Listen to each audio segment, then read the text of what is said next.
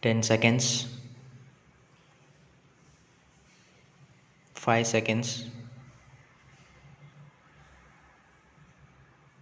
Start.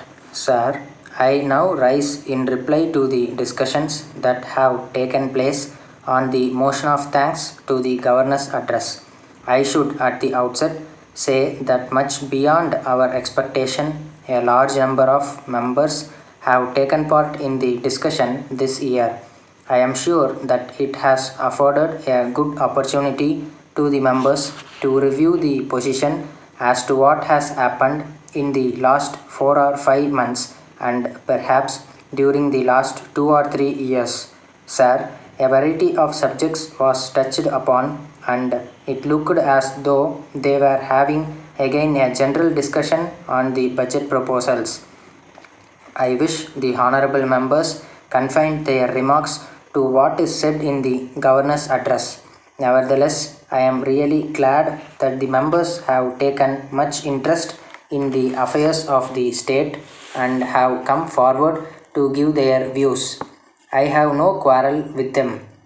They have every right to say what they feel, but when it takes the form of mere criticism, not very constructive, then I am inclined to observe that they have their own motives. They are entitled to make election speeches, and we are also entitled to reply in the same fashion, but they may not be quite appropriate in the present context. That is all what I wish to say about the aspect of the matter. I took pains to furnish information about the various schemes included in the 5 year plan. I naturally expected the members to state whether they approved the proposals or wanted their abridgment or enlargement, but I am surely disappointed when they diffused their attention on the so called food situation instead of reverting their attention on the important document placed before them. I am sorry to say that they have indulged in cheap criticism, as it was always easy to state in all places that many people were dying. Somebody has once said that man is a complaining animal. I am more and more convinced of this fact.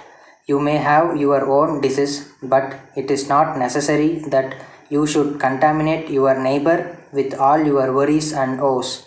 I want to tell you straight away that in spite of many difficulties of a kind which have not been confronted by any government, we have maintained law and order and have kept up proper standard of administration. I want that members should take an optimistic view of things. I want them to carry a message of hope, of happiness, and confidence to the people, and they should not go about diffusing their depression and distress to the masses. The people at large are not worried about your personal disappointments and personal worries. All that you should do is to tell them in concrete and precise terms what you are going to do for them. I have listened with great respect to all the speeches that have been made on the debate on the governor's address, but I am sorry to say that they did not give me a clear indication of what they are likely to say to the people. I want to carry the message of hope and optimism to the people. You must distribute joy to them and not distribute melancholy to them. I am optimist and I share the optimism of the people. I know that the people are optimistic and they do not appreciate that in spite of the very many difficulties, the government are doing something for them. It does not matter what kind of speeches are made here. I am sure that the country's outlook is quite bright and cheerful. So I think I need not attach much importance to the various unreasonable criticisms leveled against the government on the floor of the House. Sir, much time has been taken during the last 5 years by discussion on the food situation. Anybody can speak on this subject without preparation and without any statistics and criticize the government for their omissions and commissions because it is the easiest subject on which they can freely state what they cannot otherwise do in course of the discussion on other specific subjects. Let me point out to the House that it is not a matter which can be tackled overnight.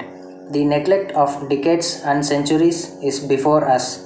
If the food situation still continues to be bad, it is because it was so abnormal all those years. So we have to take a long time to improve the situation substantially. I think nobody will ever say that we have not done anything in this regard. Having regard to the magnitude of the problem, however much we may wish to achieve quick results, it will certainly take some time. I therefore request the members to appreciate all these difficulties and bear with us for some more time. Some honorable member remarked that the case of this government has not been effectively put up forward before the government of India.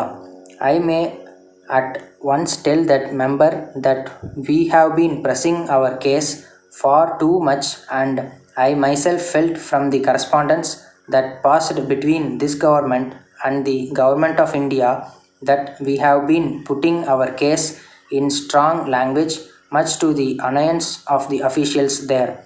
We have done our duty. We know our people and we also know their distress.